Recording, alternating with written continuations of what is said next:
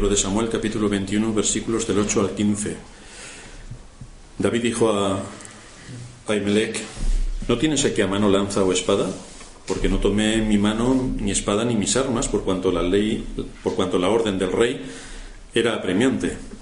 Y el sacerdote respondió: la espada de Goliat el filisteo, al que tú venciste en el valle de Ela, está aquí envuelta en un velo detrás del efod. Si quieres tomarla, tómala, porque aquí no hay otra sino esa. Y dijo David: ninguna como ella, dámela. Y levantándose David aquel día, huyó de la presencia de Saúl y se fue a Aquis, rey de Gat. Y los siervos de Aquis le dijeron: ¿no es este David el rey de la tierra? ¿No es este de quien cantaban en las danzas diciendo: hirió Saúl a sus miles y David a sus 10.000? Y David puso en su corazón estas palabras y tuvo gran temor de Aquis, rey de Gat. Y cambió su manera de comportarse delante de ellos y se fingió loco entre ellos. Y escribía en las portadas de las puertas y dejaba correr la saliva por su barba. Y dijo Aquis a sus siervos: he aquí, veis que este hombre es demente. ¿Por qué lo habéis traído a mí? ¿Acaso me faltan locos para que hayáis traído a este que se hiciese loco delante de mí? ¿Había de entrar este en mi casa? En nuestro último sermón estuvimos recordando la huida que David está llevando a cabo por temor a que Saúl lo siguiera persiguiendo y acabase con su vida, lo cual, ante la presión de los hechos, le estaba llevando a tomar decisiones insensatas. Por miedo a las amenazas de Saúl, le vimos huyendo de palacio y refugiándose en la casa de Samuel. Hasta allí llegó Saúl, como recordaréis, y esto dejó a David inquieto de tal manera que se dispuso otra vez a huir para encontrarse con su amigo Jonatán, y también por las circunstancias que allí se dieron, donde siguió tanteando cuál era la actitud de Saúl hacia él, y al inquirir detectó que todavía quería matarle. David se va a la ciudad de Nob, donde estaba el sacerdote. Allí el sacerdote se sorprende de su visita y de que no lleve consigo a su guardia personal como yerno del rey que era y capitán del ejército, y nuevamente David vuelve a mentir para pasar inadvertido, haciéndole creer al sacerdote que está en una misión secreta por parte del rey. Del santuario recordaréis que tomó los víveres necesarios para mantenerse con vida, de acuerdo al buen criterio del sacerdote, que le ofrece los panes de la proposición, y es aquí donde a David se le ocurre la brillante idea de irse fuera del territorio de Israel, llevarse en su mano la espada de Goliat, que es con la que podía defenderse porque había salido huyendo y no llevaba ningún arma encima, irse al territorio filisteo, irse a la ciudad de Gat, que es donde precisamente era Goliat, a quien él mató al comienzo de nuestra historia con David. Por lo tanto, vemos cuál es la secuencia lógica en la que David estaba pensando para irse al territorio enemigo, para irse a la ciudad de Gat, que era la ciudad de Goliat, y llegar allí haciendo ostentación de la espada con la que había matado a Goliat. Recordábamos el proverbio que dice: ciertamente la opresión hace entontecer al sabio, y aquí lo encontramos clarísimamente. Estuvimos examinando tres aspectos de los cuales tomamos nota. El primero, del que estuvimos hablando, es que veíamos a David actuando sin discernimiento. Le miente al sacerdote haciéndole creer que está en una misión secreta, le pide un arma, el sacerdote le da la espada de Goliat, y a David le parece genial irse a Gat para hacer ostentación de la espada de Goliat en territorio de Goliat.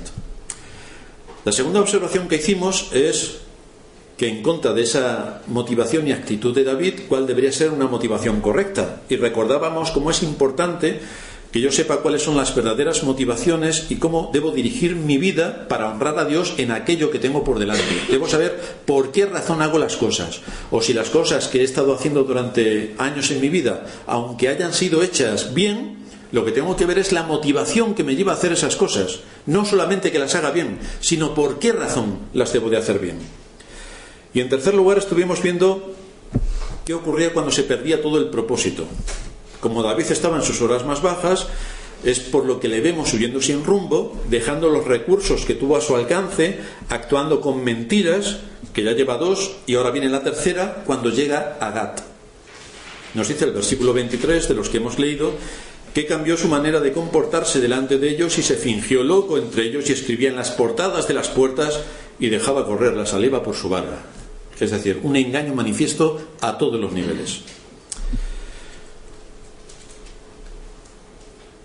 Todos esperaríamos que David cumpliera con su deber, pero resulta que David no cumple con su deber ni con lo que nosotros esperaríamos que David hiciese.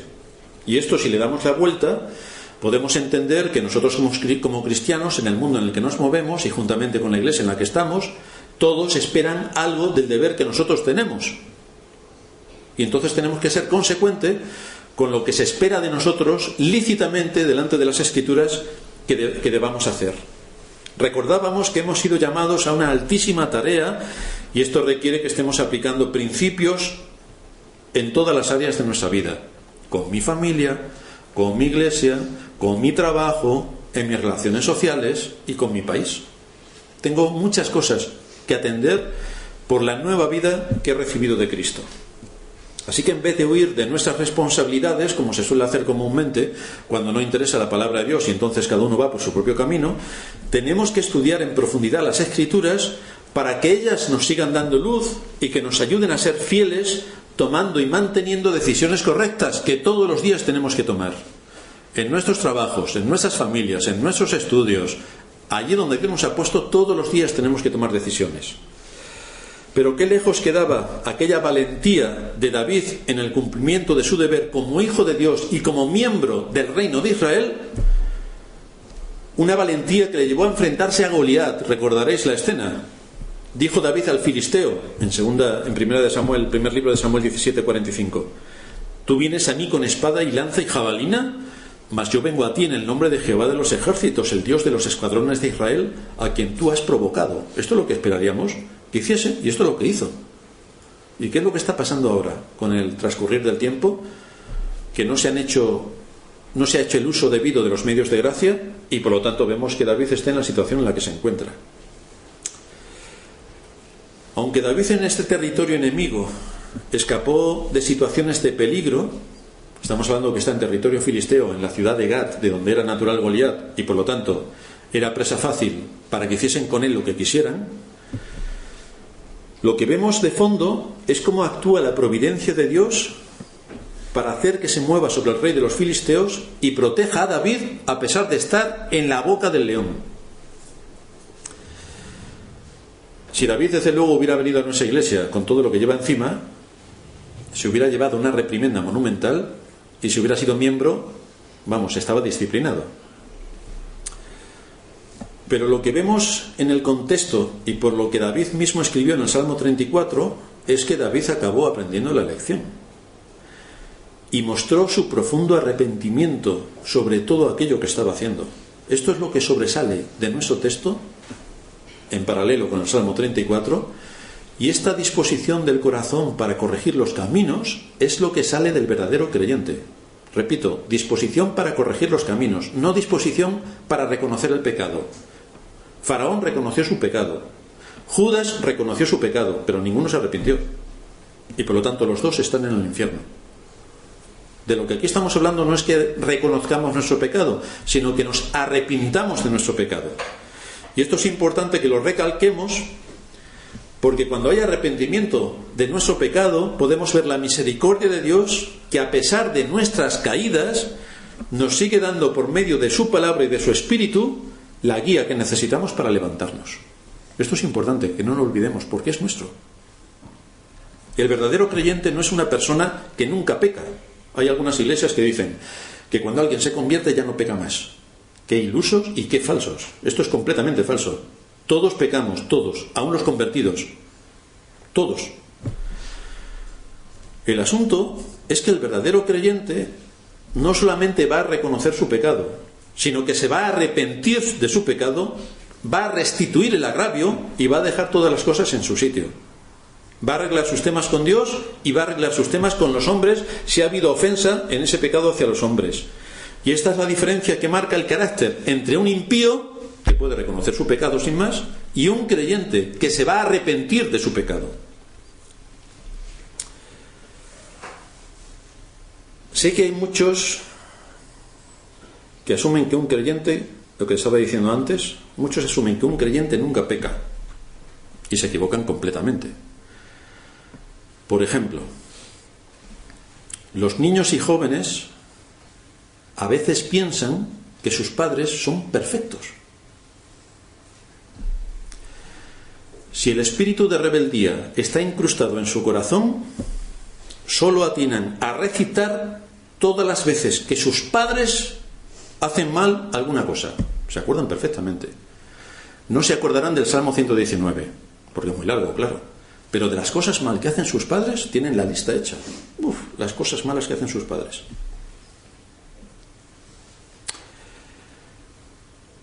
Pero el problema no es que sus padres caigan en algunos pecados, o que les hablen a veces de una manera fuerte, o que ellos entiendan que todo lo que se hace contra ellos es una enorme injusticia. Pobre de mí, piensan los jóvenes. Pero yo le tengo que decir a los jóvenes en esta mañana que no miren cómo sus padres caen. Más bien mira cómo tus padres se levantan. Cómo buscan a Dios, cómo se arrepienten de sus pecados y cómo son restaurados. Y cuando hagas eso, después de mirar a tus padres, qué malos que son y cuántas veces caen, mírate al espejo, por favor. Mírate al espejo a ver si tú eres perfecto. Y en cuanto tú seas perfecto, reclama de los demás que sean perfectos. Pero si cuando te miras al espejo ves que no eres perfecto, entonces no puedes reclamar a tus padres que sean perfectos, porque tú no lo eres. Observa si tú también reconoces tu pecado, porque claro, los jóvenes piensan que sus padres son pecadores.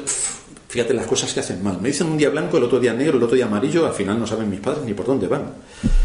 Pero observa si tus padres reconocen su pecado. Observa si se arrepienten. Observa si tus padres piden perdón. Y entonces observa si tú reconoces tu pecado. Observa si tú te arrepientes. Y observa si tú pides perdón. Y también observa si restituyes el agravio. Porque si no lo haces de esta manera, eres tú el que tiene un gravísimo problema. Tienes un problema terrible. Si solo esperas de tus padres que sean perfectos, entonces es que no has entendido nada de las Escrituras. Quieres convencerte de que como tus padres no son perfectos, eso es una excusa para ti a fin de rebelarte más contra ellos, a fin de no escuchar sus mandatos, a fin de generar situaciones tensas en tu casa. Y entonces debes saber, cuando hagas todo esto, que lo que estás produciendo es un atentado contra Dios. Y por otra, que este atentado contra Dios va a traer muchos problemas en tu casa, y en tu vida especialmente. Va a traer muchos problemas. El quinto mandamiento es un mandamiento con promesa. Honra a tu padre y a tu madre para que te vaya bien en la tierra. No honras a tu padre y a tu madre, no podrás esperar nada. No podrás esperar nada. Seguramente si tienes un trabajo te vas a someter a todo cuanto te diga tu jefe, porque claro, te van a pagar a final de mes y tú quieres por encima de todo que te paguen, porque tienes que pagar, cuando tengas casa tienes que pagar la hipoteca, tienes que pagar el wifi, tienes que pagar todo lo que se tiene que pagar. Y entonces, para no perder tu salario, te vas a callar delante de tu jefe, aunque te diga cosas que a ti no te gustan, pero te vas a callar. Ahora bien, delante de tus padres no te callas y entonces violas principios y pretendes que violando principios las cosas queden sin ningún problema. De manera que si te pagasen un salario obedecerías y aquí en tu casa por principios no obedeces. O sea, que estamos hablando de que eres un interesado, que te mueves exclusivamente por el dinero. Por el dinero sí lo harías, pero por principios no. Solamente piensa en esto. Debéis también meditar en la razón de por qué vuestros padres están obligados, según vosotros, los jóvenes, a ser perfectos. Pero los jóvenes están exentos de ser perfectos. Los jóvenes no. Pueden hacer lo que quieran. Están exentos de todo. Pero vuestros padres sí. Vamos, totalmente. ¿Por qué razón tus padres tienen que ser responsables absolutos de todo cuanto hacen y tú ser un irresponsable absoluto en todo lo que haces? ¿Por qué? Deberías preguntarte qué es lo que está pasando para que todo cuanto exiges a los demás no te lo apliques a ti mismo y que solamente tengas los argumentos de Satanás para atacar a quienes más te quieren cuando persiguen formarte, equiparte y capacitarte como persona? Pues a por ellos, a atacarlos. Esto no solamente ocurre en el hogar, ocurre también en la iglesia. Ocurre también en la iglesia. En vez de aceptar la exhortación pastoral, en vez de aceptar la enseñanza, en vez de someternos con un corazón humilde a lo que Dios en su palabra nos dice, lo que a muchos se le ocurre, cuando reciben la amonestación o la exhortación, lo que a muchos se le ocurre primeramente es enfrentarse al pastor y amenazarle con dejar la iglesia. Es fantástico. O sea que vamos a corregir un desvío y lo primero que hace el desviado es: me voy de la iglesia. Pero hermano, si lo que he dicho antes respecto a los jóvenes lo entiendes, ¿por qué no aplicas el mismo criterio en la iglesia? Porque es igual. Es exactamente lo mismo. Si no quieres que ese tipo de cosas pasen en tu casa, porque si tú aceptas que ese tipo de cosas, empezando por ti, se aplique en la iglesia. ¿Por qué lo asumes como bueno en los temas del hogar y no lo asumes como bueno en los temas de la iglesia? ¿Por qué el pastor, cada vez que exhorta, lleva ya en su mente la idea de: me va a decir que se va de la iglesia? ¿Por qué?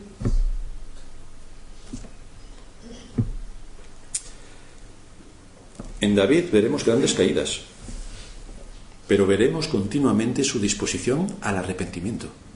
El problema no es que peque, no, ese no es el problema. El problema es si me arrepiento. En David vamos a ver cómo pone delante de Dios sus pecados para ser perdonado. El problema no es que me caiga, el problema es cómo me voy a levantar. Todas las veces que Dios habla de David, lo hace mirándolo a través de Cristo. Y por lo tanto, habla de él como si fuera un hombre perfecto. Fijaos, nos vamos a Ezequiel capítulo 37, versículo 24. Mi siervo David será rey sobre ellos, no lo busquéis porque leeremos distintos textos, y todos ellos tendrán un solo pastor y andarán en mis preceptos y mis estatutos guardarán y los pondrán por obra. Mi siervo David. Isaías 37, 35. Porque yo ampararé a esta ciudad para salvarla por amor de mí mismo y por amor de David, mi siervo. Un pecador mintiendo. Y luego veremos más cosas que hace. Pero fijaos cómo Dios lo mira a través de Cristo, porque ha ido delante de él con un corazón arrepentido. Isaías 55:3. Inclinad vuestro oído y venid a mí, oíd y vivirá vuestra alma, y haré con vosotros pacto eterno, las misericordias firmes a David. Eso es lo que haré con vosotros. Hechos 13:22. Y dado éste les levantó por rey a David, de quien dio también testimonio diciendo: he hallado a David, hijo de Isaí, varón conforme a mi corazón, quien hará todo lo que yo quiero. De manera que David, a pesar de sus caídas, era un hombre de acuerdo al corazón de Dios. A pesar de sus caídas, sí, porque se arrepintió. Hechos 13:24. Y en cuanto a que se le levantó de los muertos para nunca más volver a haber corrupción, lo dijo así: os daré las misericordias fieles de David. Aquí tenemos el ejemplo de David. Un hombre a quien Dios amó, un hombre a quien Dios puso en esa posición para hacer notorio su poder y su gloria. Así que a pesar de sus mentiras, de su alejamiento de los medios de gracia, vemos como la obra del Espíritu Santo en él va a ser evidente. Vemos que va a confesar su pecado y que va a suplicar delante de Dios el perdón de sus pecados.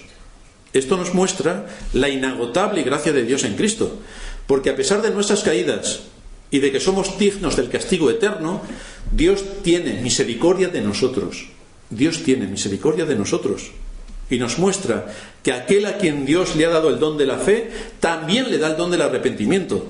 Por eso podemos encontrar en David que Dios le trata como un hijo. Eres mi hijo. Y por lo tanto, el Señor va a cuidar de él, no solamente en este mundo, sino más allá de la muerte. El Salmo 34 lo escribe David como confesión de su pecado y restitución. Y cuando lo ha encontrado, cuando ha encontrado el motivo y las fuerzas para ponerse delante de Dios, lo primero que hace es alabarle.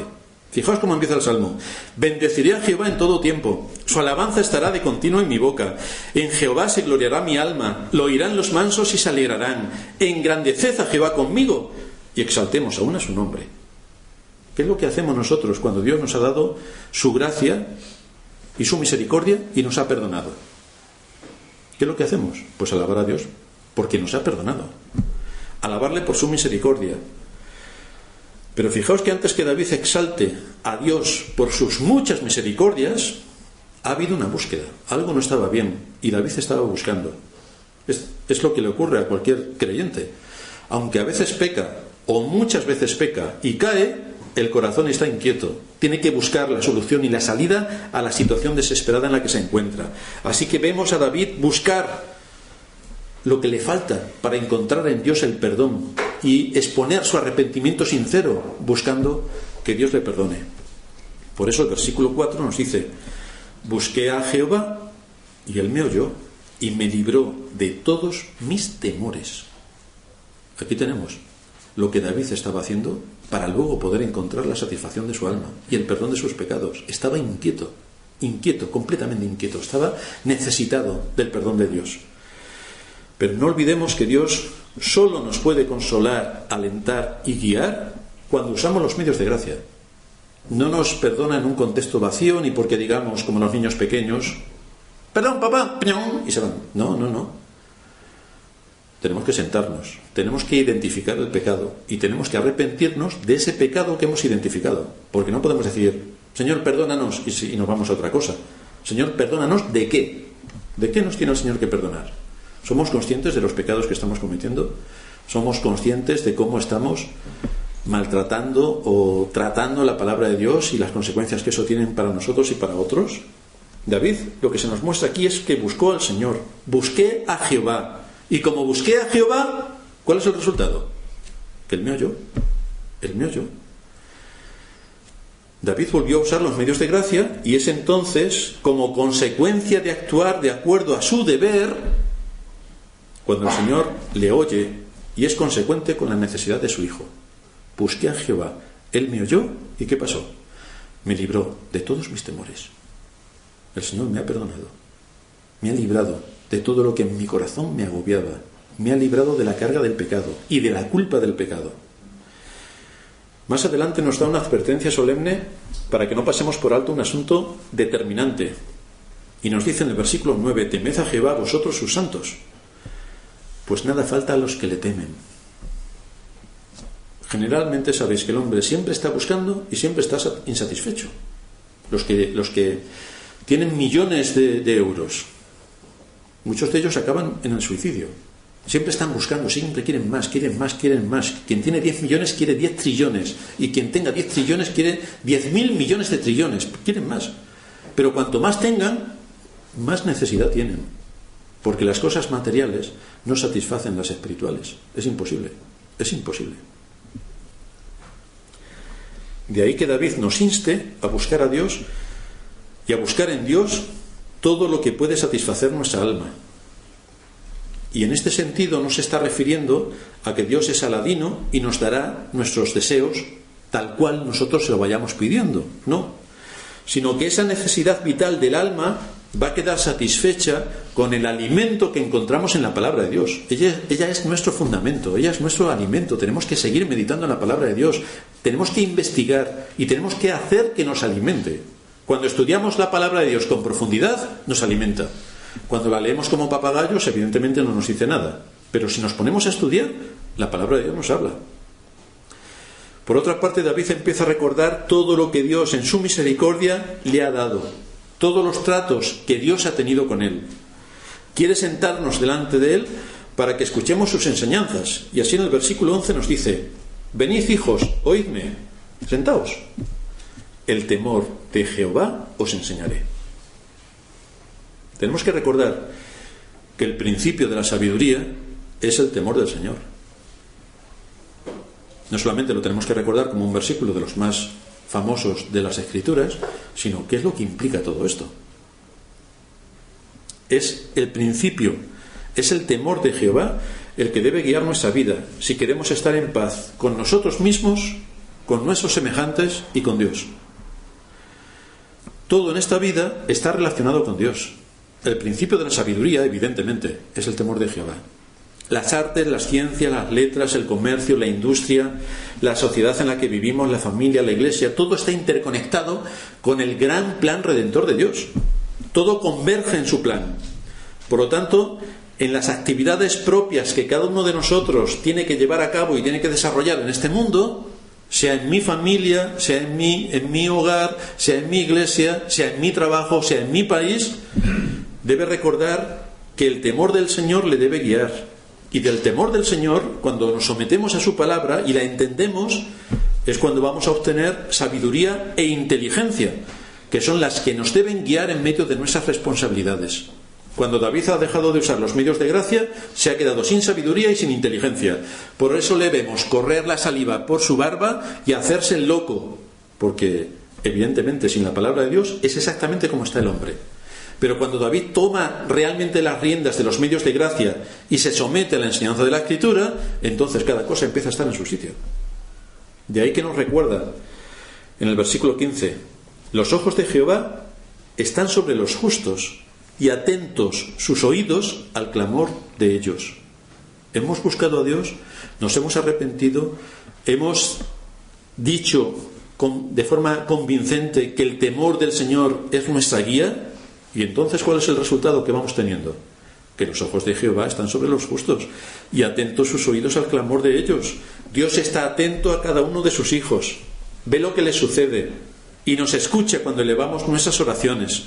Con razón, el apóstol Pablo pudo decir que a los que aman a Dios, todas las cosas les ayudan a bien, porque es Dios quien cuida a cada uno de sus escogidos y por lo tanto no los va a dejar de su mano. Igual que a David lo cogió, lo sacó detrás de las ovejas y lo puso por rey en Israel, y a pesar de sus caídas que vemos al inicio de su vida, en medio de la sociedad en la que le ha tocado vivir, cae, ¿cómo Dios también le va a levantar? Eso ocurre con cada uno de nosotros. El versículo 17 y 18 nos vuelve a hablar otra vez de los justos y nos indica la situación en la que muchas veces nos encontramos. Claman los justos, dice David, y Jehová los oye y los libra de todas sus angustias. Cercano está Jehová a los quebrantados de corazón y salva a los contritos de espíritu.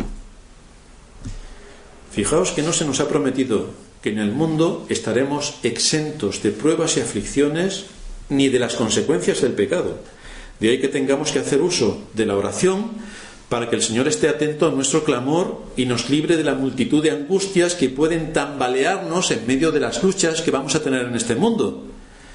Pero por otra parte se nos muestra cómo el Señor está cercano a aquellos que tienen una característica especial, bueno, dos, que muestran un corazón quebrantado y que tienen un espíritu contrito. Es decir, están afligidos por su caída, están dolidos por su pecado, y entonces en esa condición humildemente se presentan delante de Dios para suplicar su perdón. Pero si no van con esta condición, Dios no escucha a la voz del orgulloso ni a la voz del altanero. Escucha al que va con un corazón quebrantado y con un espíritu contrito. Esta disposición del corazón muestra un evidente cambio de rumbo en la vida, muestra una determinación real para tomar decisiones que le lleven por el camino recto. Aquellos que se acercan a Dios con un corazón contrito y humillado no solamente están reconociendo su pecado, no, sino que muestran un verdadero arrepentimiento, porque esa es una de las señales de la conversión. Dios no solo nos dio el don de la fe, nos dio también el don del arrepentimiento. Y no olvidemos que el arrepentimiento implica un giro radical en cuanto a lo que antes hacíamos. Es decir, si vamos por este camino, es un giro de 180 grados para ir por el camino contrario. No puedo defender la idea de que soy creyente cuando mis motivaciones, mis palabras y mis hechos no son consecuentes con lo que la palabra de Dios me está enseñando. Ahí no hay nada. Cuando la palabra de Dios ilumina mi mente, las cosas que hace el mundo para mí son completamente contrarias a la voluntad de Dios y las aborrezco por completo, porque una es la mente del mundo y otra es la mente de Cristo, y yo estoy llamado a tener la mente de Cristo. Por lo tanto, en la medida en que me vaya alimentando de la palabra de Dios, mis motivaciones, mis palabras y mis hechos van a ir en contra de lo que el mundo está enseñando y está imponiéndome que tengo que hablar, actuar y decir lo que ellos dicen. Si no crezco en todas las áreas que la Escritura abre delante de mí, si no crezco a nivel espiritual para tratar mi pecado, si no crezco en lo que tengo que hacer en medio de mi familia y lo útil que tengo que ser a mi familia, si no crezco en mis asuntos laborales, difícilmente puedo entender que soy creyente, porque no hay ninguna evidencia de salvación, no hay ningún progreso, no hay ningún crecimiento. Y si no hay ningún crecimiento, es que aquello está muerto. Por lo tanto, tengo que pensar en todas estas cosas. Como ya hemos dicho en otras ocasiones, los creyentes en general creen que por ser hijos de Dios nunca van a tener aflicciones. Por eso se sorprenden cuando las tienen. Su conocimiento de las Escrituras no puede ser más grande, porque el Señor nos dice: en el mundo tendréis aflicción. Y Job nos dice en su libro, el capítulo 58, versículo 5-7: pero como las chispas se levantan para volar por el aire, así el hombre nace para la aflicción. Entonces vamos a tener muchas aflicciones, vamos a tener muchas presiones y vamos a tener circunstancias que nos van a hacer perder el rumbo. Cuando lo perdamos, abogado tenemos para con el Padre. Tenemos que ir a Cristo, suplicar su perdón y hacer lo que David está haciendo. Se ha alejado, ha mentido, se ha hecho el loco, estaba en su vida en continuo desasosiego, pero está empezando a encontrar el por qué está ocurriendo todo aquello y está yendo a Cristo para suplicar su perdón. David insiste en este aspecto, y como no estaba exento él de dificultades y tribulaciones, nos dice en el versículo 19: muchas son las aflicciones del justo. Bienvenidos, hermanos creyentes, que vais a tener aflicciones.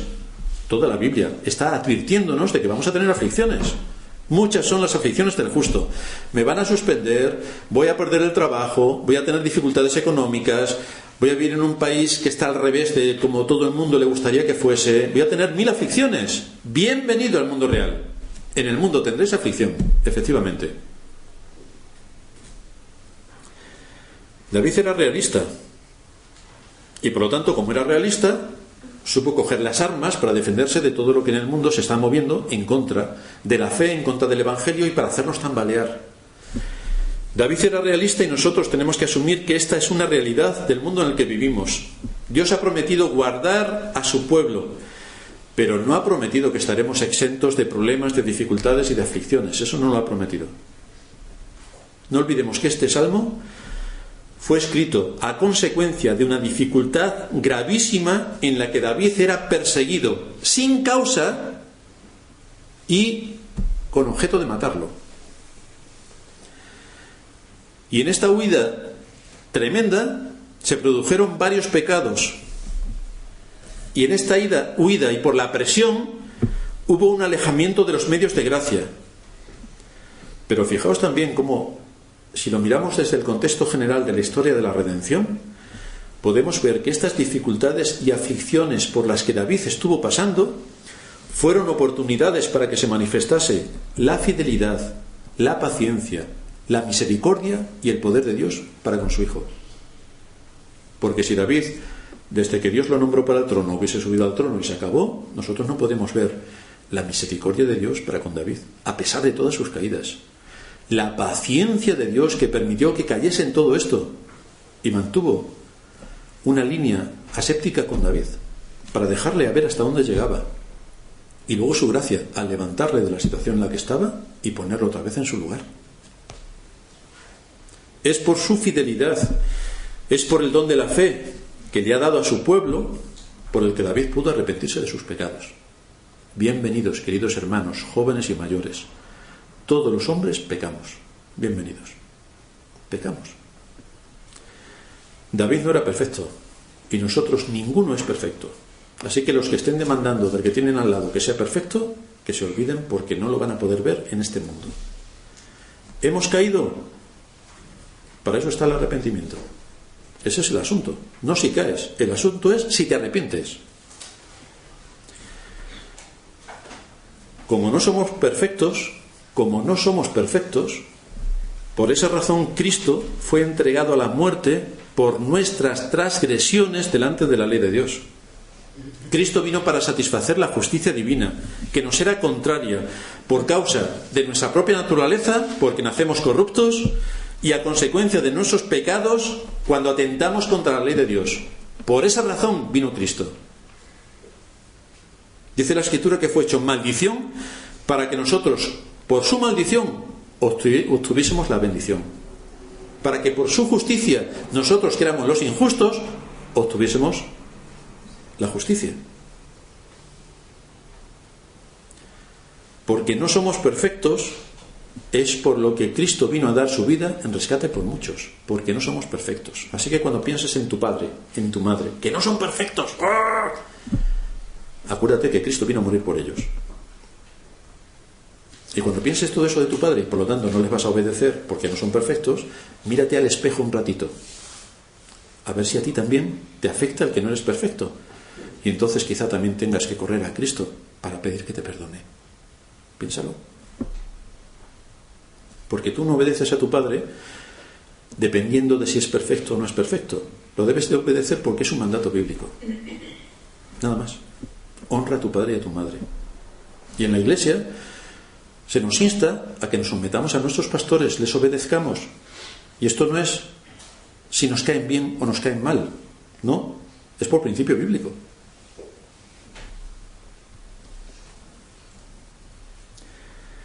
Por esa razón, porque como no somos perfectos y caemos y somos pecadores, debemos recordar que a pesar de nuestras caídas, hermanos, hay esperanza para nosotros, que pensamos a veces que nunca caemos. Pues sí caemos, hermanos, y hay esperanza. Todo verdadero creyente puede encontrar en Dios su misericordia, porque cuando nos acercamos al trono de la gracia podemos obtener el oportuno socorro. Hay esperanza si llegamos ante ese trono para pedir el perdón de nuestros pecados, confesando nuestros pecados y apartándonos del mal, como hizo David. Pero no olvidemos que esta es la secuencia. Tenemos que reconocer nuestro pecado, tenemos que identificarlo, tenemos que pedir perdón por nuestros pecados con un espíritu contrito y humillado, arrepentidos por lo que estamos haciendo, y tenemos que cambiar el rumbo. Porque si no cambiamos el rumbo, lo que hemos dicho es completamente falso, no vale para nada. Me tengo que arrepentir cambiando de dirección. Tengo que tomar decisiones basadas en los principios bíblicos y tengo que cambiar de dirección. Así que el problema no es que pequemos, ese no es el problema, sino cómo actuamos ante el pecado. Si nos hemos arrepentido y si hemos restituido el agravio, si en medio de nuestro pecado hemos hecho mal a otros. Nos hemos acercado a Cristo con un corazón sincero, identificando nuestros pecados y suplicando su perdón. ¿Es así como hemos actuado? Porque esta es la conducta que vamos a ir viendo en David. Comete grandes pecados, pero su arrepentimiento es mayor. Y por lo tanto, irá obteniendo el perdón de Dios, a pesar de sus terribles pecados. Y el mismo Dios que perdonó a David es también el que perdona a cada uno de sus hijos. Es también el que nos perdona a nosotros, también. Esto es lo que va haciendo en nosotros el Espíritu de Dios. Por medio de la palabra predicada nos enseña. Vamos viendo entonces cuál es la voluntad de Dios. Vamos viendo cómo se abren las Escrituras y nos van mostrando nuestro pecado. Cosas que antes las pasábamos por alto, ahora cuando abrimos las Escrituras y nos enseña, ya no las pasamos por alto. Ya sabemos que estamos atentando contra la ley de Dios en matices pequeñitos que a algunos se les pasan, pero nosotros sabemos que la Escritura no se les pasa esos matices. Podemos seguir viendo cómo la Escritura nos guía para corregir lo deficiente, para que las motivaciones por las que hacemos las cosas tengan el propósito de honrar a Dios, porque en todo lo que hacemos ese es el principal propósito: glorificar a Dios, honrar a Dios, servir a Dios.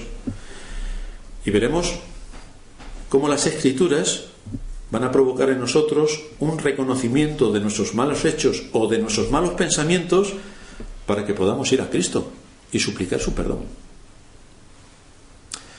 Posiblemente los niños y los jóvenes piensen que esto lo tienen que hacer sus padres, que son muy pecadores. Los niños, como todo el mundo sabe, no pecan. Y los jóvenes, ¿qué va? Tampoco pecan. Pero dice la Escritura que no hay justo ni a uno. Los niños también pecan. Los niños también mienten. Los jóvenes también mienten. Los niños, los jóvenes, los mayores, todos. Todos necesitan perdón y todos necesitamos arrepentimiento. Estamos en un mundo de pecado y con una naturaleza corrupta. Pero fijaos que nos dice la Escritura que tenemos a alguien que se compadece de nuestras debilidades, que se acuerda de que somos polvo. No solamente nos da el don de la fe, sino también en su misericordia nos da el don del arrepentimiento. Y al igual que David, los creyentes hemos sido llamados para heredar bendición, para heredar un reino, para ser de bendición a otros. Así que esta promesa de David también es para nosotros. El apóstol Pedro toma precisamente el Salmo 34 para enseñarle grandes cosas a la Iglesia. Increíble. El apóstol Pedro en el capítulo 3 describe a los cristianos como personas que han sido llamadas para obtener bendición. No merecemos que Dios nos bendiga.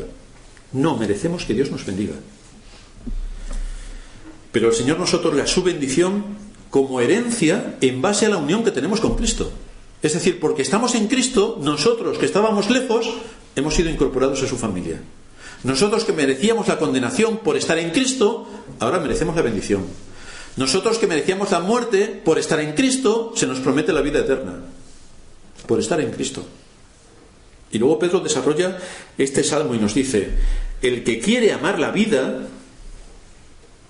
si quieres amar la vida tienes que tener algunas cosas en mente. Amar la vida y ver días buenos, que dirá después, es exactamente lo opuesto a no querer amar la vida, a estar deprimido, a estar abatido y a desear morirte.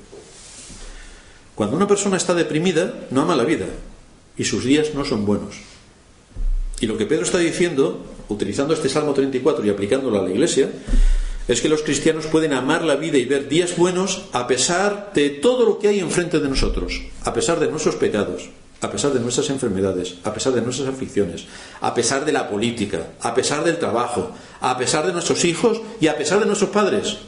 A pesar de todo, podemos ver buenos días. La enseñanza de este texto es muy simple. Si quieres vivir de acuerdo a la realidad que Cristo compró en la cruz para ti, independientemente de las circunstancias que puedas tener a tu alrededor, lo que necesitas es responder como un cristiano a las aflicciones y a las hostilidades en las que vivimos en medio de un mundo caído. Tienes que responder a esas situaciones. Porque eres cristiano precisamente, no debes responder como un pagano. Porque si tu respuesta a todo lo que te pasa es la misma que haría tu compañero de clase, tienes un problema brutal, y es que eres un pagano.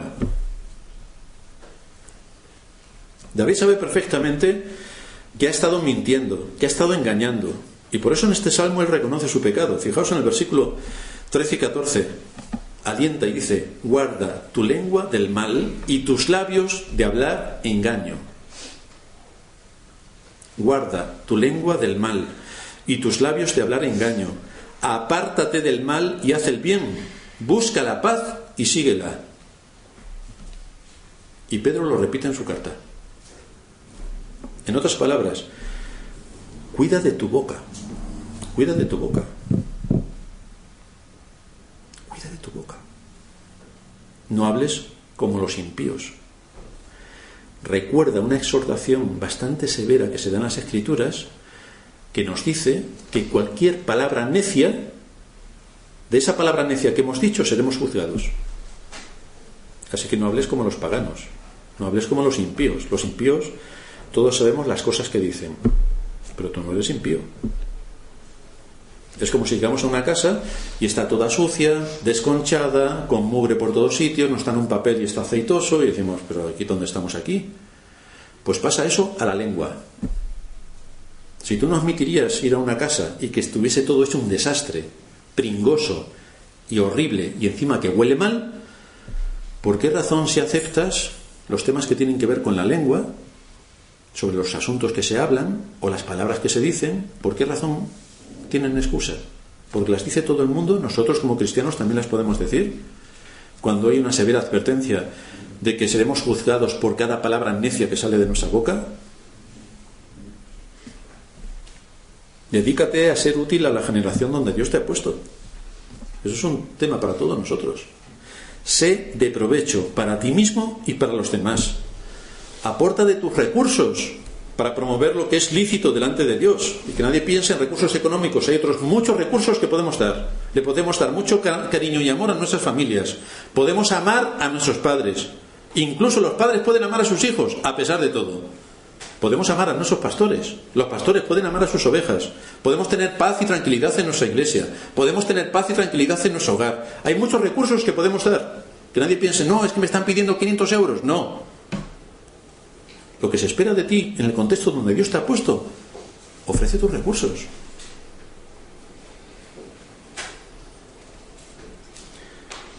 Guarda tu lengua, dice David, repite Pedro, y sigue la paz.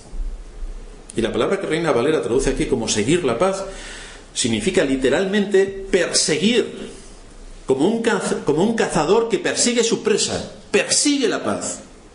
Ese es un objetivo. Persigue la paz. En nuestros hogares es muy fácil romper la paz. Los hijos no obedecen a sus padres. Ya tenemos la guerra. En la iglesia, igual de fácil. Las ovejas no obedecen a sus pastores. Ya tenemos la guerra. En un país es igual de fácil.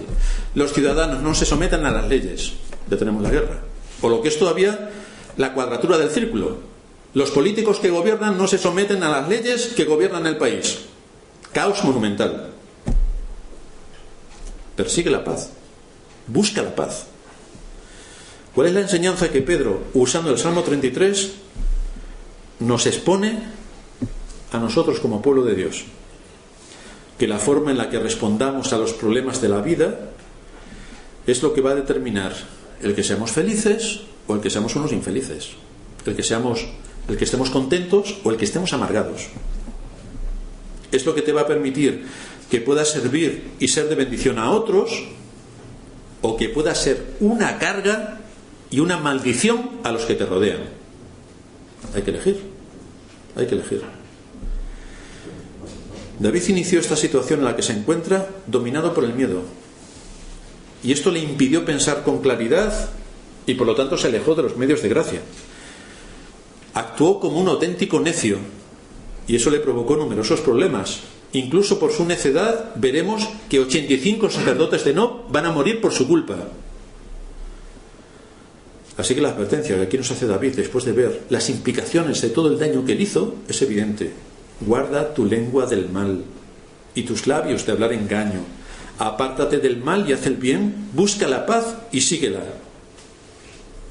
Es la actitud que asumimos ante las aflicciones y dificultades lo que puede hacer que seamos una carga para otros y que nos arruinemos emocionalmente nosotros mismos. Pero esto es el fruto simplemente de que no hemos comprendido la enseñanza bíblica y actuamos tan neciamente como David. Hermanos, ¿nosotros vamos a ser una carga para otros? ¿Vamos a hacer que sus vidas sean insoportables? ¿Los hijos van a hacer que sus padres vivan unas vidas insoportables? ¿Esa es la contribución que esperamos de los hijos en el hogar? ¿Esperaríamos que un padre fuese incompetente en su trabajo y que no aportase para las necesidades del hogar? ¿Esperaríamos eso de un padre? ¿Por qué podemos esperar eso de un hijo? ¿Esperaríamos que un pastor fuese incompetente para enseñar la palabra de Dios y ser recto en todo lo que tiene que ver con la organización, la dirección y la enseñanza bíblica? ¿A que no? ¿Y por qué sí podríamos esperar esto de los miembros de la Iglesia? El Señor dice en Mateo 11:29: llevad mi yugo sobre vosotros y aprended de mí, que soy manso y humilde de corazón, y hallaréis descanso para vuestras almas. Si nos encontramos con una persona soberbia y orgullosa, que es ese tipo de personas que va por la vida reclamando sus derechos y demandando que los demás lo traten de cierta forma, o que procura siempre ser el centro de atención, que manifiesta un espíritu egoísta porque yo soy el centro, soy la estrella, podemos ver una persona sin paz en el alma. Realmente tiene un problema espiritual gravísimo. No tiene un problema de aquí, es un problema espiritual. Está perdida completamente en cuanto a cómo debe dirigir su vida para encontrar paz en su alma, porque lo único que quiere es resaltar como el máximo esplendor del universo, cuando sencillamente es un pecador más. El descanso del alma depende de la mansedumbre y la humildad del corazón. Ahí está el descanso del alma, que reposa en Cristo, que reposa en sus promesas, que aguarda con paciencia cumplir con aquello que Dios le demanda. El Salmo 34 que Pedro está citando nos hace ver que en última instancia el amar la vida y ver buenos días depende directamente de nuestra relación con Dios. David, ¿quieres estar bien en tu vida? ¿Quieres gobernar tu vida? ¿Quieres ejercer lo que se espera de ti en el cumplimiento de tus deberes? Pues tienes que estar en paz con Dios y tienes que cumplir con tus deberes. Y eso es lo que David empieza a hacer, porque el Espíritu Santo sigue operando en su corazón. Pero es David quien tiene que tomar las decisiones para corregir lo que está desviado. El Espíritu Santo nos da la luz, pero las decisiones las tomas tú. Tú tienes que tomar las decisiones. Tú tienes que cambiar la orientación de tu vida. Tú tienes que decir por qué camino quieres ir. El Espíritu Santo te abre el entendimiento para que entiendas, pero tú tienes que andar. David pudo darse cuenta de su tremenda caída. Una conciencia sensible a la palabra de Dios es imprescindible para tomar decisiones correctas.